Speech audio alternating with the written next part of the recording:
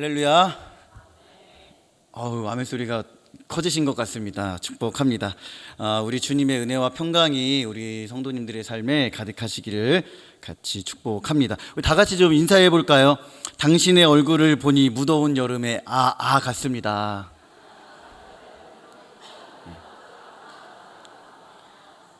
이 아는 뭔가 당황할 때 그게 아니라 아이스 아메리카노 시원한 커피라는 것을 다시 한번 얘기해 드립니다. 여러분 제 얼굴을 보시니까 무더운 여름에 같으시지요? 마음이 넉넉하셔서 참 좋습니다. 감사합니다. 날이 굉장히 덥습니다. 더위 조심하시고요. 특별히 또 코로나가 확산되고 또 변이 바이러스가 이렇게 돌아가고 있잖아요. 특별히 또 그런 코로나에 감염되지 않도록 좀 더 유의하셨으면 좋겠습니다. 중등부 수련회를 은혜 가운데 마쳤습니다. 이번 수련회는 참 여러 감정이 막 복합적으로 이렇게 오는 그런 수련회였거든요.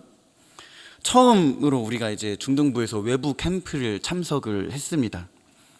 학생이 59명 참석을 했고요. 교사가 한 17명, 18분 정도 이렇게 참석을 했습니다. 함께하지 못한 친구들과 부모님께 이루 말할 수 없는 미안한 마음들도 함께 들었던 그런 이번 여름 수련회였는데요.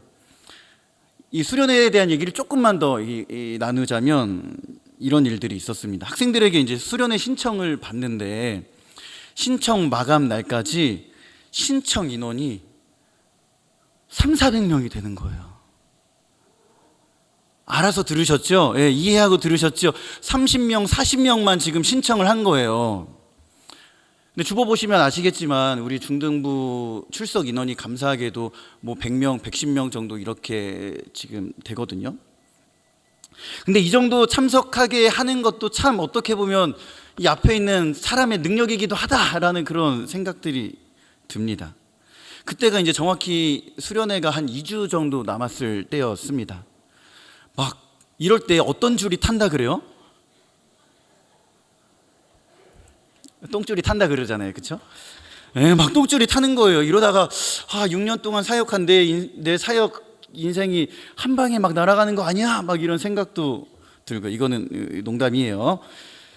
사실 제 상황과 목숨보다는 친구들이 더 많이 참여하지 못한 것에 대한 그 아쉬운 마음, 우리 친구들도 더 많이 참석해서 더 큰 은혜를 함께 누렸으면 좋았겠는데 사실 그러지 못했던 부분에 대한 아쉬움들이 또 남는 이번 수련회였습니다. 심적으로 초조해지잖아요. 30~40명밖에 신청을 안 하니까 이게 막 초조하고 이걸 어떻게 해야 되지 막 그러다가 이제 선생님들에게 이제 그 수련회 2주 남기고 나서 우리 학생들의 부모님을 다 예배 시간에 초대해 주십시오. 이제 그렇게 좀 급작스러운 부탁을 했습니다. 선생님들이 순종을 하셨게요? 안 하셨게요? 하셨게요? 맞아요. 하셨어요. 하셨는데요. 그래서 이제 한 주는 3학년 부모님들께서 오셨고 마지막 한 주는 1, 2학년 부모님들께서 참석을 하셨습니다. 그렇게 초청을 해서 말씀을 나누고 이번 이 수련회에 많은 아이들이 참석할 수 있도록 독려하고 말씀을 전하고 그렇게 기도를 했습니다. 감사하게도 그 시간을 통해서 캠프에 가기로 결단한 학생 부모님들이 계셨고요. 가기 싫어했던 학생들도 그 예배 시간을 통해서 기도하고 마음을 바꿔서 수련회에 참석하는 친구들도 있었습니다. 거기에 더해서요, 우리 끈질기고 독한 우리 선생님들이 학생들을 향한 끝모를 스토커성 집착으로 아이들에게 계속 연락을 해서 우리 친구들을 그나마 이렇게 좀 데리고 갈 수 있게 되었습니다. 그렇게 여름 수련회를 출발을 했거든요. 첫 이제 휴게소를 도착하자마자 이런 소식이 들려오는 거예요. 어떤 소식이냐면 목사님, 한 학생이 어머니에게 연락을 했어요. 휴게소에 나 좀 제발 데리고 와주세요라고 그렇게 얘기를 한 거예요. 제 마음이 얼마나 속상하고 막 갈 거면 같이 가자 막 그러고 싶을 정도로 막 그런 마음이 들었습니다. 참 대단하죠. 대단합니다. 근데 결국 그 친구는 감사하게도 잘 버텨주고 잘 적응하고 무사히 이렇게 끝나는 날까지 이렇게 수련회 잘 참석을 했는데요.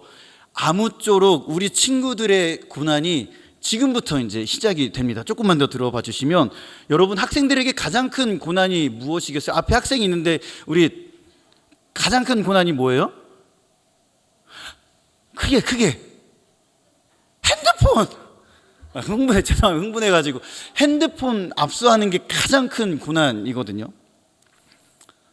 핸드폰을 강제 압수했습니다. 전원을요.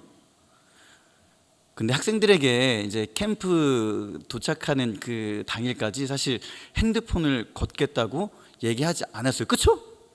맞아요. 그쵸? 제 기억이 맞을 거예요.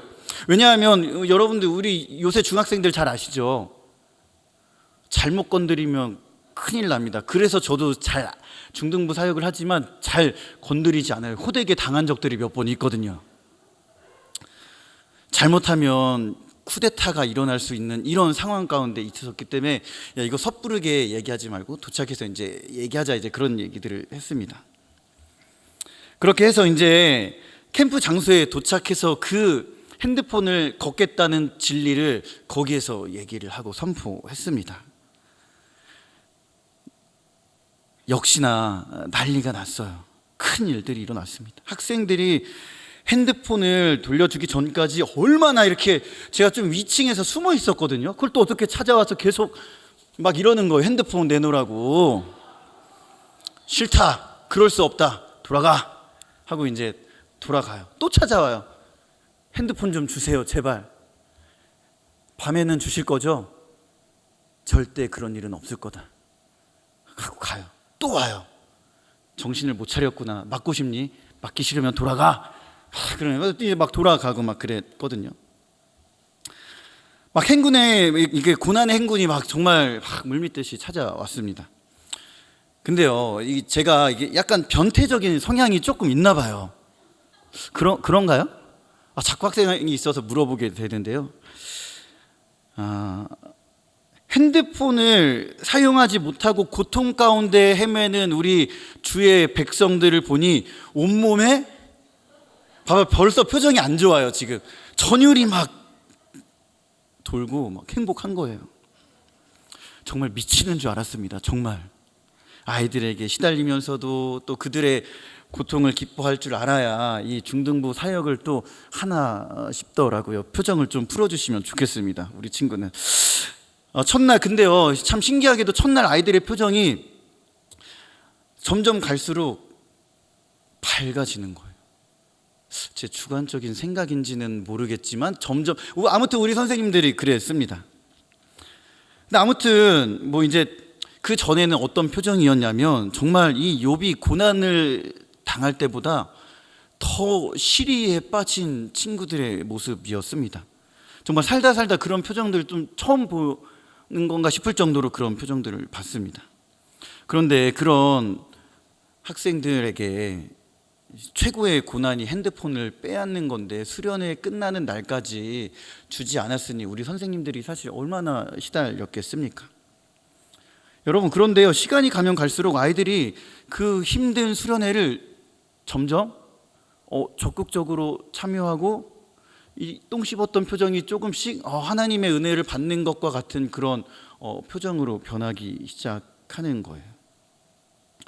사실 2박 3일 동안 핸드폰을 끝까지 안 준 교회는 1300명이 참석한 그 캠프 중에 우리 교회가 거의 유일했다라는 그런 뭐 전설 아닌 전설이 있습니다. 아무튼 참 우리 선생님들도 이게 대단하신 거예요. 정말 그렇게 끝까지 버텼습니다. 수련회 쉬는 시간이 없었거든요. 쉬는 시간이 정말 없었어요. 캠프는 계속 말씀 찬양 기도, 말씀 찬양 기도, 조별 모임 이렇게 이어졌는데 그게 새벽 1시 반 2시까지 이어졌어요. 1300명의 학생들이 왔는데 화장실도 적었어요. 제가 이제 선생님들한테 막 굳이 막 얘기하진 않았지만, 제가 거기 수련회 그냥 참석하는 일반인으로 갔는데 스텝도 아니고요. 학생 한 명이 찾아와가지고 저한테 변기가 막혔다는 거예요. 그 뭐 어떡해요? 야, 그거 네가 알아서 뚫어. 이렇게 할 수도 없잖아요, 사실. 그래서 제가 그냥 그래, 뭐 한번 그냥 이렇게 튀면 뒤집어 쓰면 되지 하는 마음으로 막 화장실을 막 뚫어뻥으로 열심히 뚫다가 결국엔 실패하고 스태프들에게 얘기해서 그냥 해결하고 막 그랬거든요. 막 그렇게 그런 일들이 있었고요. 스피커는 또 소리는 엄청 큰데 울려서 막 2층에 있으면 소리도 잘 안 들렸어요. 거기에다가 말씀 전하시는 목사님은 말씀을 전하다가 갑자기 주여 3번 외치고 기도합시다 막 이런 얘기 계속 반복적으로 하시고요. 예수 우리 왕이여라는 찬양을 잘 아시죠? 집회 한 번에 200번을 넘게 불렀습니다. 상상이 가세요?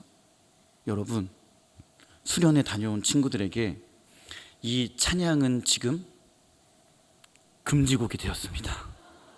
그래서 제가 예배 시간에 우리 예수 우리 왕이여 부르자 그러면 안 돼요 목사님아 이제 막 이러면서 막 이 친구들이 막 그렇게 기겁을 하거든요. 얼마나 힘드신지 조금 이렇게 체감이 가시나요? 당하는 우리 선생님, 그 감당하시는 우리 선생님들은 얼마나 사실 힘드셨겠어요. 태어나서 한 번도 경험해보지 못한 그 수련회를 고난에 고난을 거듭하며 보내고 있는 친구들이 그 시간들을 통해 은혜를 받고 변하면서 진지해지기도 하고 얼굴이 밝아지는 모습들을 보았습니다. 물론 사실 솔직히 말씀드리면 100%다 그렇게 했다? 뭐 그렇게 얘기할 수는 없지만 그래도 친구들의 전반적인 모습들 또 예배드리는 모습들 현재 찬양하는 모습들이 조금씩 변화하는 그러한 모습들을 보게 됩니다. 정말 진지하게 임했어요. 여러분 모르는 사람들과 만나서 손을 잡고 자신의 이야기를 하고 기도하라고 하시면 하시겠어요? 이따가 예배 끝나고 저하고 한번 해보실까요? 그게 얼마나 어색하고 부담스러운 일인지. 근데 그거를 아이들이 잘 해내더라고요. 강당에 큰 십자가를 두고 한 명이 이렇게 잡아주시고 십자가 기도회 시간에는 아이들이 다 차례대로 나와서 십자가에 자기 손을 얹고 자기 죄를 자복하고 또 십자가 목걸이를 받고 이제 결단하는 그런 시간들도 있었거든요. 그런데 여러분 아이들이 어떤 결단을 하냐면 금식을 정말 안 할 것 같은 친구가 3일 금식을 결단을 해요. 놀라운 일이죠. 1년 동안 욕과 핸드폰을 절제하고요. 말씀과 기도, 예배하는 일에 집중하겠다는 그런 결단을 합니다. 하나님을 만났고 자신을 돌아보게 됐다는 그런 후기가 이어진 그런 수련회였습니다. 여러분 물론 우리 친구들이 지금 우리가 읽었던 욥과 같은 그런 고난을 겪었다고 얘기하는 것은 아닙니다. 그러나 정말 힘들고 고난에 고난을 뛰어넘는 이건 6월절보다 더 힘든 뛰어넘는 순간들을 경험해야 되는 그런 수련회였습니다. 맞죠? 맞죠? 가지도 않았는데 어떻게 아멘을 하시는지. 아무튼 여러분 그런데요 우리 수련회 참여했던 친구들이 하나님에 대해 전혀 듣지 못했을까요? 아니요. 태반이 모태신앙이고 하나님에 대해 오래 들었던 친구들입니다. 그 안에 나름대로 지식적인 하나님을 다 그들 한계 안에서 알아가고 있습니다. 그런데 안타까운 것은 예배를 형식적으로 드리고 말씀과 기도에 힘쓰지 않는 그 친구들이 그 수련회의 참 힘든 과정들을 이겨내면서 정말 하나님께 사뭇 진지하게 기도하고 찬양하고 말씀 듣는 그런 시간들을 보고 참 많은 것들을 경험하고 제 스스로도 좀 돌아보는 그런 계기들이 됐거든요. 수련회에서 겪은 그 고난을 통해 자신의 삶이 뜻대로 흘러가지 않았음을 우리 중등부 친구들이 아마 뼈저리게 느꼈을 겁니다. 그렇죠? 원래 그래야 대답 안 해줘도 괜찮아요. 우리 중등부는 원래 그러면서 하니까요. 자, 아무튼 그렇게 하면서 그런데 그렇게 하면서도 불구하고 내 뜻대로 흘러가지 않지만 그럼에도 불구하고 그 모든 상황들을 통해 은혜 받게 하시는 하나님을 정말 전적으로 경험했습니다. 이 일을 가능케 하신 우리 하나님께 다시 한번 감사드리고요. 또 수고하신 우리 중등부 모든 선생님들, 고난을 이겨낸 우리 모든 학생들, 또 또 더 나아가서 우리 수련회를 끝낸 부서와 앞으로 남은 청년부 수련회가 은혜 가운데 잘 진행될 수 있도록 하나님께 또 수고한 우리 선생님들께 박수 한번 쳐주시면 정말 감사하겠습니다. 네, 감사합니다. 네, 오늘은요 이제 욥에 대한 이야기를 좀 나눌까 합니다.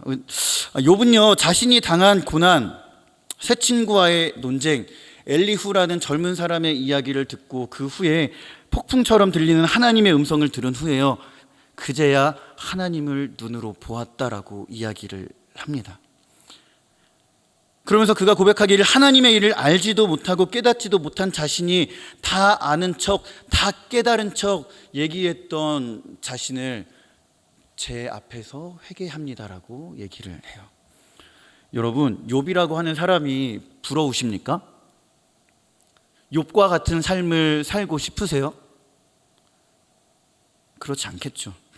그러나 욥에게 부러운 지점은 딱 하나 있죠. 뭡니까? 1장에 고난을 당하기 전 그는 돈이 직살나게 많았다는 거예요. 엄청 많았다는 거예요. 그런데요, 자녀도 많았어요. 아들이 몇 명이었습니까? 아들이 7명, 누나가 3명, 총 10명의 자녀가 있었죠. 여러분, 이것도 부러우세요? 그런 일이 제발 나에게 일어나지 않았으면 좋겠다는 그런 생각들이 들 겁니다. 그렇죠? 아들, 자녀들 한두 명 키우는 것도 참 힘들잖아요. 참 부담이었죠. 그리고 욥의 그 삶이 어땠습니까? 자식들이 생일이 다가오면 성대하게 치러주고 그 다음날 혹시나 하나님께 범죄한 게 있을까봐 자식들을 다 불러놓고 명수대로 번제를 드리며 하나님께 죄를 고하기도 했던 그런 신실한 욥이었습니다. 여러분, 이렇게 사는 게 편할까요? 불편할까요? 굉장히 불편하겠죠. 여러분들에게 이러한 삶을 사시라고 한다면 그렇게 사실 자신이 있으십니까? 그렇게 살기 참 힘들죠. 저도 이렇게 살아간다고 하는 사람을 들어보지는 못했습니다. 여러분, 그런데요, 그 욥의 이름을 보면 참 의미심장합니다. 욥의 이름의 뜻이 무엇입니까? 고난받는 자, 미움받는 자, 회개하는 자, 이러한 뜻을 가지고 있어요. 살면서 누구나 고난의 터널을 지나게 되어 있고요, 다양한 모습으로 이 고난의 터널을 지나고 있는 분들이 많이 있을 겁니다. 여러분, 이 욥기는요, 하나님께서 이 의로운 욥을 고난 가운데 던지시고 사정없이 뒤흔드시는 책이라고 얘기할 수 있습니다. 그 고난을 통해 하나님을 보게 된 욥, 그에게는 어떠한 과정들이 있었을까요? 우리 같이 한번 따라 해볼까요? 시작. 고난의 시작, 모든 것을 잃어버린 욥. 1, 2장을 보니까요, 욥기 1, 2장을 보니까 사탄이 땅을 두루두루 돌아다니다가 하나님께 옵니다. 하나님께서요, 뭐 이렇게 누가 물어보지도 않으셨는데 욥에 대한 막 자랑을 합니다. 온전하고 정직하고 악에서 떠나고 하나님을 온전히 경외하는 자라고 그렇게 자랑을 합니다. 그런데 사탄이 그렇게 얘기를 하죠.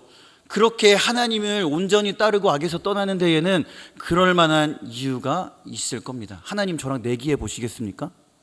하고 첫 번째, 두 번째 내기를 하죠. 첫 번째 내기는 무엇이었습니까? 욥의 자녀, 자신의 재산과 종들을 다 죽이는 것이었습니다. 실제로 그렇게 됐죠. 그런데 욥이 어떻게 고백해요? 주신 이도 하나님이시라면 거둔 이시도 하나님이시다. 하나님의 이름만 높임을 받으시길 원합니다. 이렇게 고백을 하죠. 두 번째는 어떤 테스트였습니까? 머리 끝부터 이 발까지 악성 종기가 나게 하는 그런 테스트를 받죠. 한순간에 모든 것을 잃고 목숨만 부지하는 그런 처참한 인생, 또 아내는 거기에다 한술 더 뜨죠. 막 욥의 그런 모습을 보고 하나님을 저주하고 죽어라 하고 떠나게 됩니다. 여러분, 이런 상황에서 욥이요, 자신의 고난을 잘 해석하고 받아들여서 해석했을까요? 그렇지 않았습니다. 우리가 정말 좋은 시대에 살고 있는 것은 성경이 한 권의 말씀으로 우리들에게 주어졌다는 사실입니다. 믿음의 선진들이 겪은 일을 보며 하나님의 섭리를 알고 어떻게 하면 하나님을 기쁘시게 해드리는 그러한 기쁨의 길, 의의 길, 옳은 길로 갈 수 있는지 우리들은 이미 한 권의 성경을 통해 주어졌기 때문에 어떻게 살아가야 할지 그래도 알 수 있는 길이 명확하게 주어졌지만, 사실 욥의 시대에는 이거 하나님의 말씀이 온전히 주어진 시대가 아니었습니다. 그러니 그가 겪었던 고난, 해석되지 않는 고난, 어떻게 해결해야 될까 모르는 그의 삶은 굉장히 절망적이었습니다. 그 모든 것을 잃은 욥의 마음은 어땠을까요? 그의 마음은 아마 하나님을 원망하기도 하고, 그럼에도 불구하고 이 모든 고난에 대한 해석을 깨닫게 해달라고, 이유를 해석해달라고 그렇게 소망하며 하나님께 나아가는 과정을 밟고 있죠. 우리 17절과 18절, 9장 17절과 18절의 말씀 한번 읽어보겠습니다. 시작. 그가 폭풍으로 나를 치시고 까닭없이 내 상처를 깊게 하시며 나를 숨쉬지 못하게 하시며 괴로움을 내게 채우시는구나. 네. 욥은 이렇게 이유도 모르고 까닭이 없이 고난 가운데 인도하시는 하나님을 원망하고, 한편으로는 그 누구보다 하나님을 간절히 원했습니다. 이유와 까닭 없는 고난, 그러나 하나님의 섭리마저 배제된 고난은 아니었지만 하나님을 잘 믿고 의로움을 위해 살아가는 내가 왜 도대체 이런 고난을 당해야 하는지, 당해도 좋으니까 나를 납득해 달라고 하는 그런 욥의 울부짖는 소리들이 욥기 안에 구구절절이 담겨져 있습니다. 설령 이 고난이 하나님으로부터 왔다면 하나님께서 해결해 주시는 것이 맞지 않냐라고 하는 생각으로 그렇게 지금 욥이 그 처절한 아픔 가운데 하나님을 찾고 있습니다. 여러분, 우리가 겪는 고난의 이유, 그 고난이 힘들고 어려운 이유는 그 고난의 때와 종류, 해결 방법을 알 수 없다는 겁니다. 더 나아가서는요, 얘기했지만 해석되지 않아도 좋지만 하나님께서 무엇이라도 말씀해 주시면 좋은데, 참 힘들고 어려운 순간에 하나님은 어쩜 그렇게도 묵묵부답, 요지부동, 무응답으로 일관하시는지 참 힘들죠. 하나님이 내 편이 아니신 것 같고, 또한 하나님이 정말 계시는 건가라고 하는 그런 의구심이 들기도 합니다. 가끔 제가 말씀드렸던 것 같아요. 다시 말씀드려도 참 부끄러운 일이지만 저희 집은 제가 초등학교 때부터 고등학교, 아마 성인 될 때까지 집이 막 이제 도박을 하는 그런 집이었습니다. 담배 연기가 자욱했고요, 널브러진 소주병, 도박에 심취한 어른들의 소리, 막 카드와 카드가 이렇게 막 딱딱 맞는 그런 소리를 들으면 막 너무 막 이게 싫더라고요. 막 좋지 않아요. 경찰차가 왔다 갔다 하는 것도 간혹 봤고요. 뭐 욕하고 떠들고 막 이런 거는 뭐 사실 이로 말할 수 없었죠. 제가 중3 때 교회를 다녔습니다. 하나님을 믿고서도 그런 일을 수년 동안 좀 겪었거든요.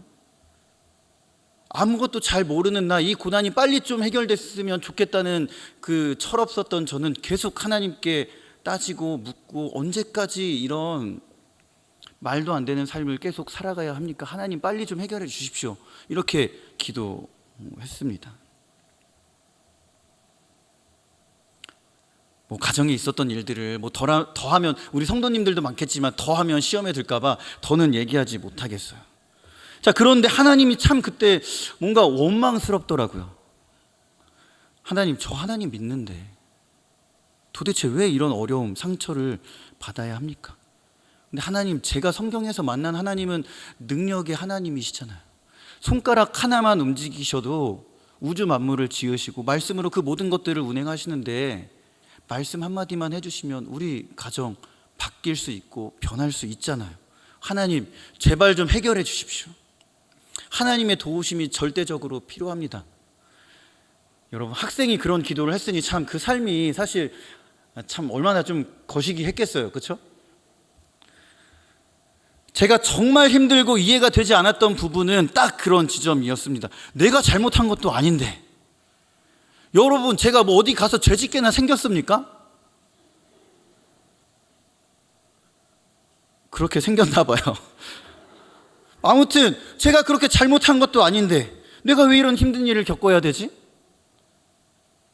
기도해도 들어주지 않으시는 하나님, 모른 채 하시는 하나님이 너무 막 원망스럽고 짜증나고 이거 계속 교회를 다니는 게 맞나 싶을 정도더라고요.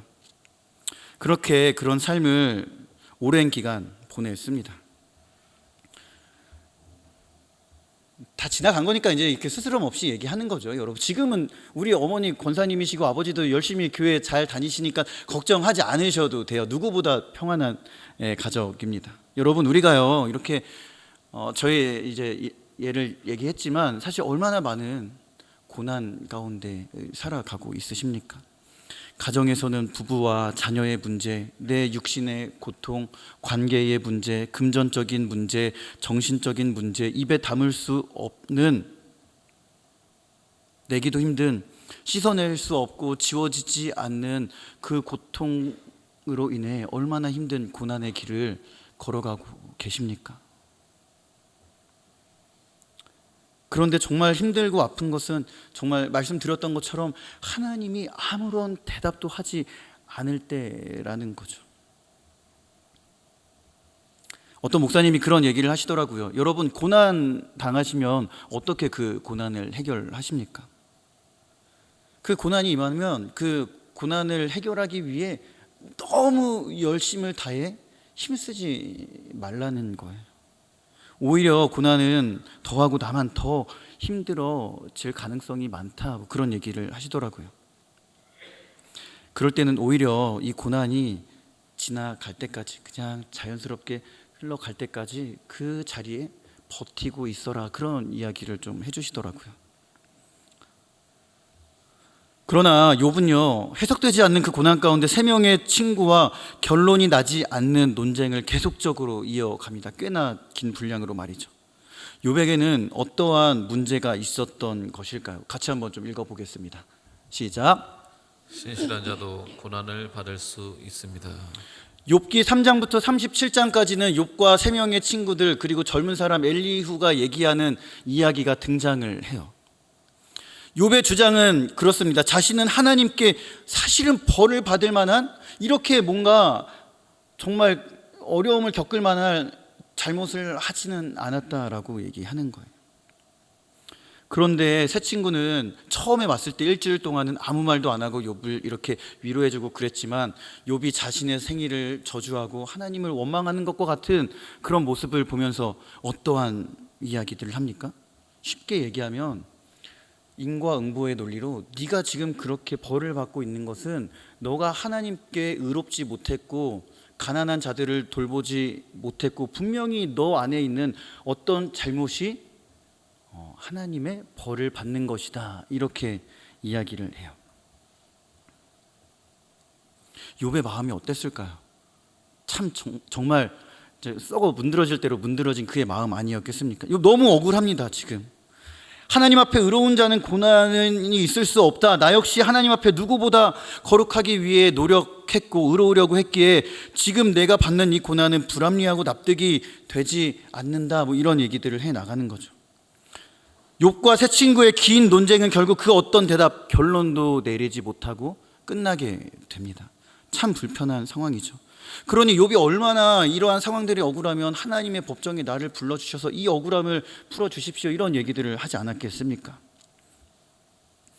여러분, 그럼에도 불구하고요, 우리가 욥기를 통해 알 수 있는 사실은 지금 여기에 있는 우리 여러분들도 하나님 앞에 늘 거룩하게 살고 의로운 삶을 살려고 하지만 그럼에도 불구하고 이유 없이, 그러나 하나님의 섭리가 분명한 고난이 주어진다라고 하는 사실이죠.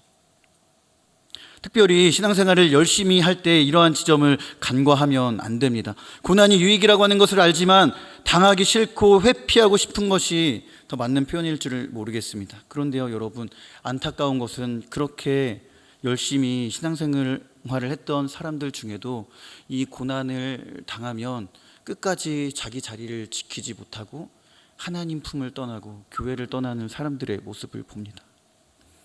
왜 그럴까요? 하나님을 잘 믿으려고 하는 나인데 왜 이런 문제가 생기는 걸까 하는 그러한 마음과 나의 시선이 하나님을 향하지 못하고 그 고난이라는 문제만 바라보고 하나님의 무응답이 때로는 응답이라는 사실을 깨닫지 못하고 그 무응답이라는 사실에 하나님께 실망하는 마음으로 떠나는 안타까운 그러한 자녀들의 모습을 봅니다.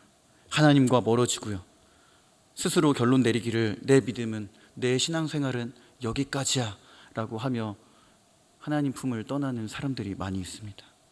여러분, 하나님께서 왜 고난 가운데 그렇게 빨리 나타나지 않고 침묵하시겠습니까? 그것은 욥과 우리를 더 고난받게 하심이 아니요, 욥 자신보다 그를 보시며 가장 아파하고 눈물을 흘리며 바라보시는 우리 하나님 아버지의 기다림이신 줄로 믿습니다. 하나님은 우리 고난을 다 앞서서 해결해 주시는 그런 대리자, 해결자는 아니십니다. 그것이 하나님의 전부가 아니라는 얘기죠. 오히려 그 고난 가운데 이길 믿음을 주시고 사랑하는 우리가 고난을 잘 이기며 자신의 연약함을 통해 하나님으로 인해 강해지길 원하시는 하나님의 사랑과 눈물, 아픔의 기다림이 때로는 하나님의 침묵이라는 겁니다. 여러분, 그렇기에 우리는 하나님을 다 아는 것처럼 생각하고 말하는 나의 의로움을 십자가 앞에 내려놓아야 합니다. 그렇다면 욥은 어떻게 자신의 의로움을 굴복하고 회개하는 자리 가운데 나아갔을까요? 같이 한번 읽어볼까요? 시작. 하나님의 말씀이 욥의 의로움을 굴복시켰습니다. 네, 38장에서 41장까지 하나님은 그에게 천둥, 번개, 우레와 같은 말씀을 쏟아내시죠. 38장 1, 2절의 말씀 같이 한번 읽어보겠습니다. 시작. 그때 여호와께서 폭풍우 가운데서 욥에게 말씀하여 이르시되 무지한 말로 생각을 어둡게 하는 자가 누구냐.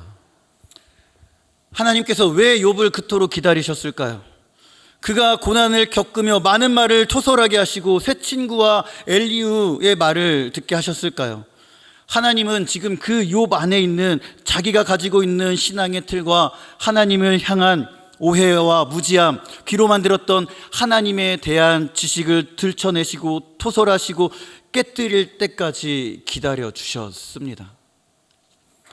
그리고 하나님은 그 이후에 가장 정확한 타이밍에 완벽한 방법으로 지금 하나님께서 욥에게 나타나 폭풍과 같은 말씀을 쏟아내십니다.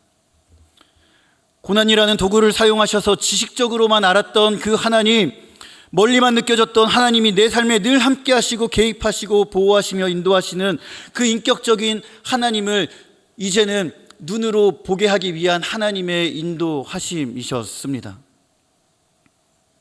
이유 없는 고난이었지만 하나님의 섭리가 분명히 담겨져 있는 그러한 하나님의 놀라운 말씀이죠. 여러분, 잘 아시는 것처럼 하나님은 우리의 생각과 이성, 행동, 판단에 갇혀 계실 분이 절대 아니십니다. 오히려 우리가 하나님의 생각, 행동, 판단 안에 들어와 나를 향하신 하나님의 뜻과 계획과 섭리를 발견하고요, 하나님을 알아가야 하는 것이 우리들의 본분입니다.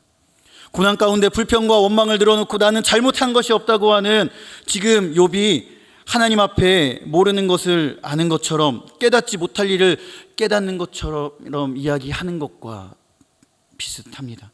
여러분, 고난은요, 하나님 앞에 내가 더 강해지기 위한 것이 아니라 하나님 앞에 나의 연약함을 인정하고 하나님을 신뢰하도록 인도하시는 하나님의 섭리이신 줄로 믿습니다. 그렇기에 믿음은 하나님 앞에 더 굴복하고 나의 부족함을 인정하는 연약한 사람이 되어져 가는 것입니다. 나의 연약함을 인정하고 고난이라는 그 칼을 통해 나의 의로움과 하나님 앞에 꺾지 못하는 고집과 아집을 다 깎아내며 하나님 앞에 낮고 겸손한 모습으로 나가는 것이 바로 하나님께서 우리들에게 허락하신 고난이라는 사실입니다. 그 과정들을 통해 우리들은 욥기에서 말하고 있는 정금과 같은 모습으로 하나님께 나아갈 수 있는 것이죠. 힘들고 어려운 시간 가운데 나를 향한 하나님의 뜻은 무엇일까? 내가 어떻게 하기를 원하실까? 묻고 그 뜻대로 살아가는 연약한 모습, 그것이 하나님을 향한 온전한 믿음이죠. 지난주는 참 바빴습니다. 바쁜 주간이었어요. 수련회를 끝내고 주일 설교도 준비해야 되고 그 다음 주에는 새벽 인도도 준비해야 되고 월삭도 준비해야 되고 월삭 물건도 사고 막 주보도 하필 뭐 업체가 또 휴가여가지고 수요일까지 빨리 마감해야 되는 막 그런 막 복잡한 상황 가운데 있었습니다. 목사님들이 또 휴가를 많이 가셨잖아요. 일을 막 이제 하지 않아도 될 일들을 조금 더 해야 되니까 그 불편함이 사실 되게 막 개인적으로는 죄송합니다. 그냥 감안하고 들어주세요. 짜증스럽더라고요. 왜 하필 이렇게 많은 분들이 하필 이 바쁜 시간에 이렇게 많이 휴가를 가셨을까? 제 안에 진짜 이런 얘기하면 또 불려갈까봐 없으니까 그냥 안 보실 거라 생각하고 한번 얘기해 보겠습니다. 뭐 그렇게 하면서 그냥 사람들 앞에서는 그냥 그렇게 얘기해요. 앞에서는 지치지 않는 30대라고 하면서 그냥 웃으면서 넘기지만 사실 제 안에는 불편한 마음, 이해되지 않는 마음, 그 정도 수고했으면 조금 좀 쉴 법도 한데 일을 좀 내가 해주면 내가 좀 해줄까? 그럴 법도 한데 아니 여러분 세상은 제 마음대로 돌아가지 않더라니까요. 그렇게 그냥 제가 있는 일들을 막 해 나갔습니다. 내 안에 여전히 나의 모습이 크게 남아있는 저를 발견합니다.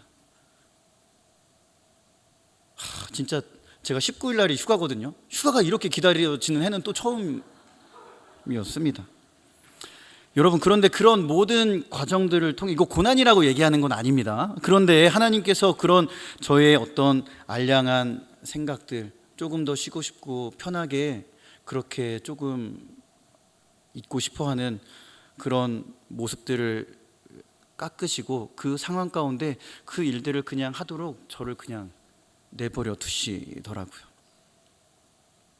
작은 일 하나도 내 마음대로 할 수 없음을 인정하고 연약함 가운데 주님을 인정하고 그분이 인도하시는 그대로 내 삶을 내어드리는 그 믿음, 하나님께서는 고난 가운데 그 작은 믿음, 순종을 원하시는구나 깨달아가는 요새입니다. 말씀을 좀 맺도록 하겠습니다. 여러분, 고난 가운데 있으십니까? 잠잠히 서서 하나님의 뜻을 간절히 여쭤보십시오. 그리고 우리를 위해 몸짓 끼고 피 흘리신 예수 그리스도의 그 피 묻은 십자가를 좀 바라보셨으면 좋겠습니다. 여러분, 십자가는 아시겠지만 하나님의 뜻을 이루시는 예수님의 가장 큰 고난이요 낮아짐과 연약함, 순종의 사건이었습니다. 우리 예수님은 가장 큰 아픔과 수치, 조롱, 모멸감 속에서도 그 고통은 개의치 않으시고 그 앞에 있는 기쁨, 우리를 구원하시겠다는 그 구원의 기쁨을 위해 십자가의 모든 고난과 고통을 다 짊어지시고 감당하셨습니다. 우리 예수님도 그 십자가의 고난 앞에 묵묵히 응답하시지 않는 하나님을 찾고 그 하나님께 순종했습니다. 욥기의 말씀은 고난을 통해 우리가 하나님을 어떻게 신뢰해야 되는지 보여줍니다. 여러분, 고난 가운데 있다면 묵묵히 주님의 뜻을 기다리며 감사할 수 있는 우리가 되었으면 좋겠습니다. 그 고난은 사실 욥이 하나님을 신뢰했던 것이 아니라 나의 종이라고 얘기하셨던, 나의 사랑하는 욥이라고 얘기하셨던 그 하나님, 욥을 전적으로 믿고 신뢰한 하나님의 믿음과 결단, 그를 향한 확신에 찬 하나님의 모습입니다. 그렇기에 욥은 이유 없는 고난을 받았지만 하나님의 크나큰 섭리를 그 폭풍과 같은 말씀 가운데 발견하고 자신을 굴복시켰습니다. 우리의 고난은 견디기 힘들고 버겁지만 부족하고 연약한 나, 그러나 나를 자녀 삼으시고 끝까지 함께 하시고 믿어주시는 우리를 향한 하나님의 완벽한 신뢰요 확신임을 믿으시길 소망합니다. 여러분, 우리는 지금 하나님을 귀로 듣는 자리에 머물러 있으십니까? 아니면 내 연약함을 인정하고 하나님을 신뢰하며 인격적인 하나님을 눈으로 배우는 것과 같은 보는 자리에서 하나님과 동행하는 삶을 살고 계십니까? 요한계시록 7장 17절 마지막 부분을 보니까 이런 말씀을 하세요. 우리의 심령 가운데 새겨지길 바랍니다. 하나님께서 그들의 눈에서 모든 눈물을 씻어 주실 것이라. 아멘. 그렇게 말씀하셨습니다. 하나님께서 고난 가운데 아파하고 고통스러워하는 우리들을 치유하시고 그 수고의 눈물을 언젠간 닦아주시고 그 슬픔의 눈물을 기쁨의 눈물로 바꿔 주실 겁니다. 하나님을 좁게 생각하고 나의 이해로 하나님을 다 알려고 했던 교만과 연약한 마음들을 십자가 앞에 다 내려놓으십시오. 그리고 고난 가운데에서도 주님을 신뢰하며 이제는 나의 믿음이 사랑하는 우리 주님의 말씀을 듣고, 그러나 그 듣는 자리에서 이제는 내 앞에 계신 고난 가운데 여전히 우리와 함께 하시는 그 하나님을 눈으로 배움는 그 보는 자리로 옮겨가는 우리들의 삶이 되시길, 신앙이 되시길 주님의 이름으로 간절히 축복합니다.